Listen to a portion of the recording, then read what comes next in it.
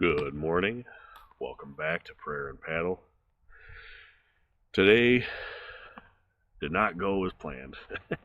uh, I was going to go and do some paddling this morning. As I said, there's a clear channel in the canal the other night, 2 nights ago, and it was my plan to go and paddle there today. But when I got there, it was completely iced over. So that's how much things can change within about a 36-hour period of time. And then I was going to just come back here and record in the barn, but I had my lights charging inside in my office yesterday and did not bring them back out. And in order to go get those, there's a high likelihood that I would have woken up my son, who sleeps in the next room over. So, we are going to read here in the backyard. We're going to have some traffic noise and probably some rooster noise, but that's all right. We'll deal with it. So today is the reading for Saturday, January 18th. That's going to be Psalm 18, 1 through 15, Proverbs 18, Genesis 32 and 33, and Matthew 23. I'll pray us in. We'll get going. Lord, thank you so much for another beautiful day. Thank you for the opportunity to be out here reading your word. Lord, thank you for the opportunity to share your word with others. Lord, I pray that you'll be with us today. Help to give us open hearts and open minds. In Jesus' name I pray. Amen. Okay, so Psalm 18, 1 through 15.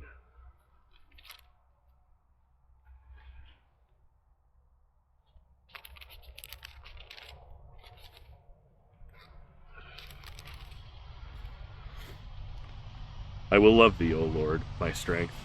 The Lord is my rock, and my fortress, and my deliverer, my God, my strength, in whom I will trust, my buckler, and the horn of my salvation, and my high tower. I will call upon the Lord, who is worthy to be praised. So shall I be saved from mine enemies. The sorrows of death compassed me, and the floods of ungodly men made me afraid. The sorrows of hell compassed me about. The snares of death prevented me. In my distress I called upon the Lord and cried unto my God. He heard my voice out of his temple, and my cry came before him, even into his ears. Then the earth shook and trembled, and the foundations also of the hills moved and were shaken, because he was wroth. There went up a smoke out of his nostrils, and fire out of his mouth devoured. Coals were kindled by it. He bowed the heavens also, and came down, and darkness was under his feet. And he rode upon a cherub, and did fly. Yea, he did fly upon the wings of the wind. He made darkness his secret place. His pavilion round about him were dark waters and thick clouds of the skies. At the brightness that was before him, his thick clouds passed, hailstones and coals of fire. The Lord also thundered in the heavens, and the highest gave his voice, hailstones and coals of fire. Yea, he sent out his arrows and scattered them, and he shot out lightnings and discomfited them. Then the channels of water were seen, and the foundations of the world were discovered at thy rebuke. O Lord, at the blast of the breath of thy nostrils. Okay, that's it for Psalms. We'll read a little bit more of that tomorrow. Proverbs 18.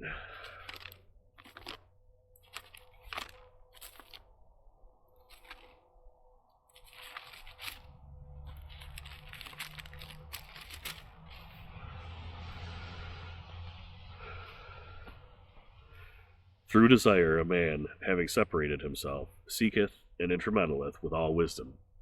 A fool hath no delight in understanding, but that his heart may discover itself. When the wicked cometh, then cometh also contempt, and with ignominy reproach.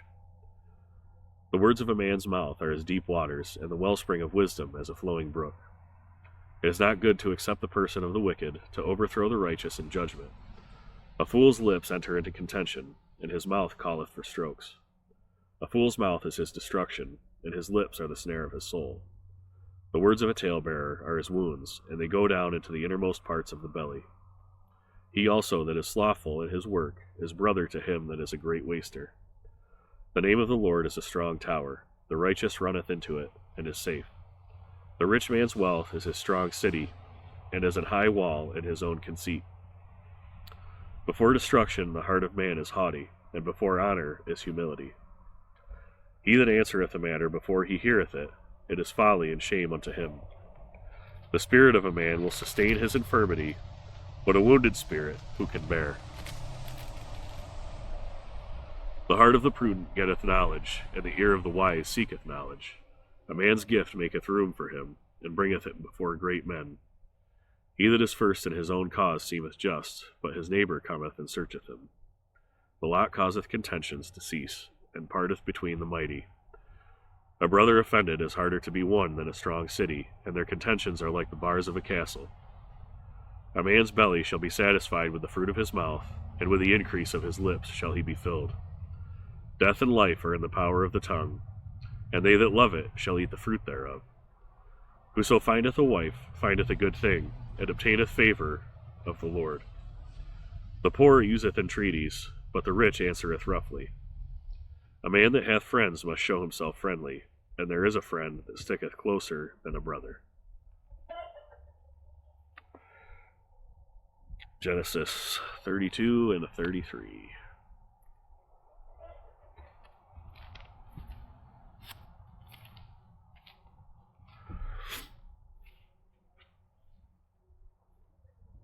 And Jacob went on his way, and the angels of God met him.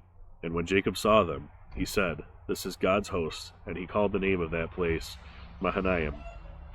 And Jacob sent messengers before him to Esau his brother unto the land of Seir, the country of Edom. And he commanded them, saying, Thus shall ye speak unto my lord Esau. Thy servant Jacob saith thus, I have sojourned with Laban, and stayed there until now. And I have oxen and asses, flocks and men servants, and women servants. And I have sent to tell my lord that I may find grace in thy sight. And the messengers returned to Jacob, saying, We come to thy brother Esau, and also he cometh to meet thee, and 400 men with him.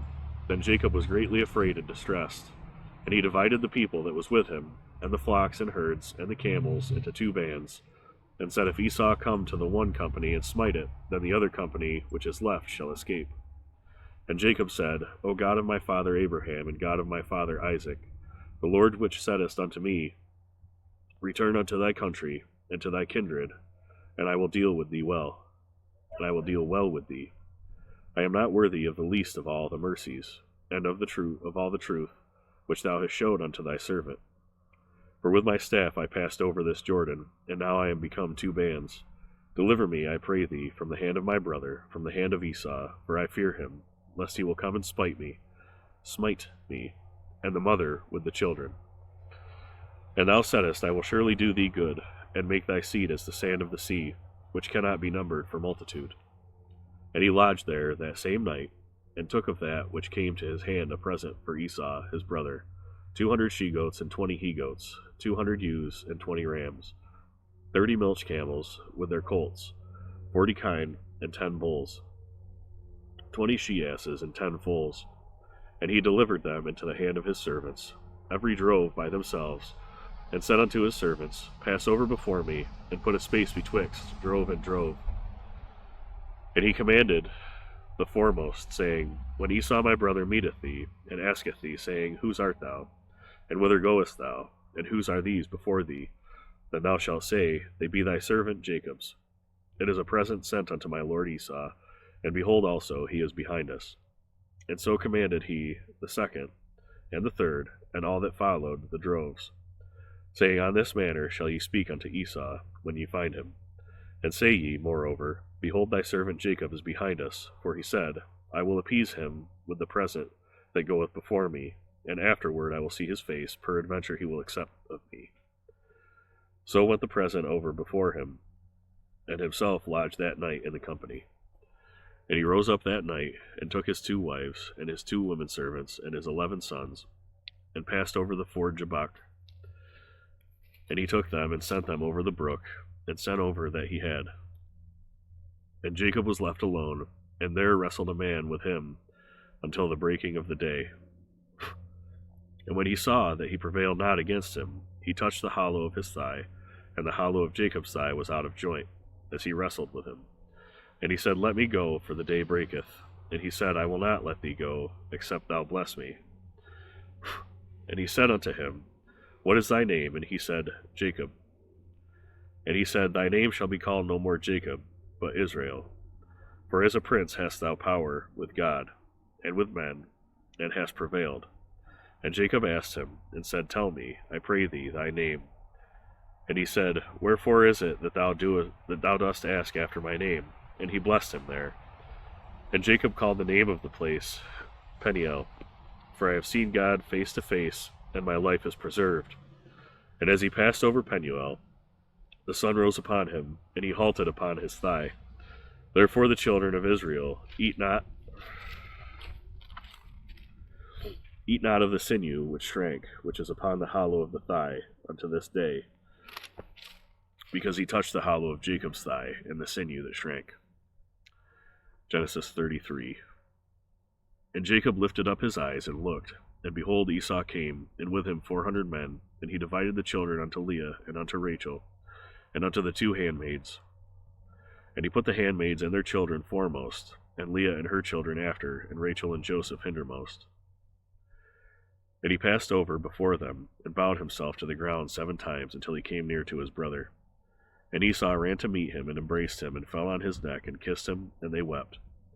And he lifted up his eyes, and saw the women and the children, and said, Whose are those with thee? And he said, The children which God hath graciously given thy servant.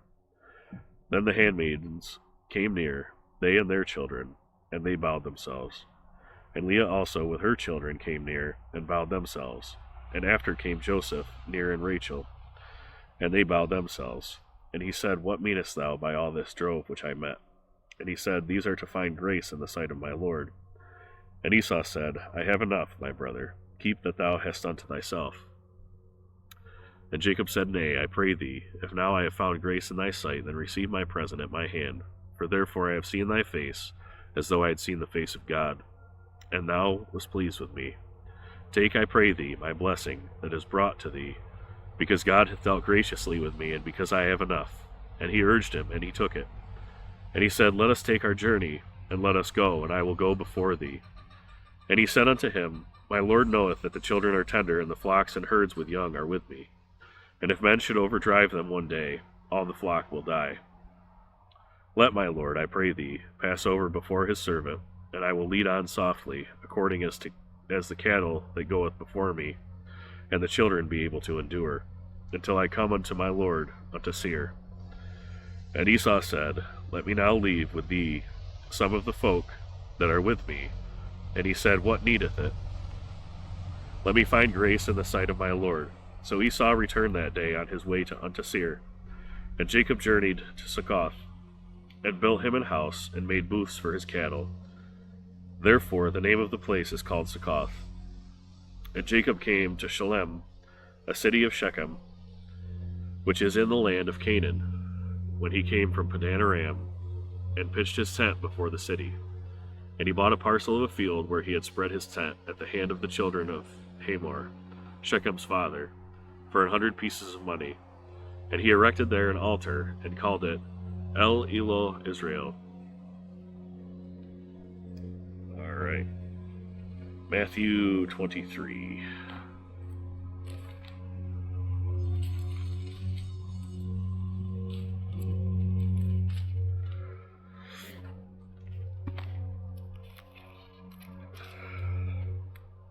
Then spake Jesus to the multitude, and to his disciples, saying, The scribes and the Pharisees sit in Moses' seat. All therefore whatsoever they bid you observe, that observe and do.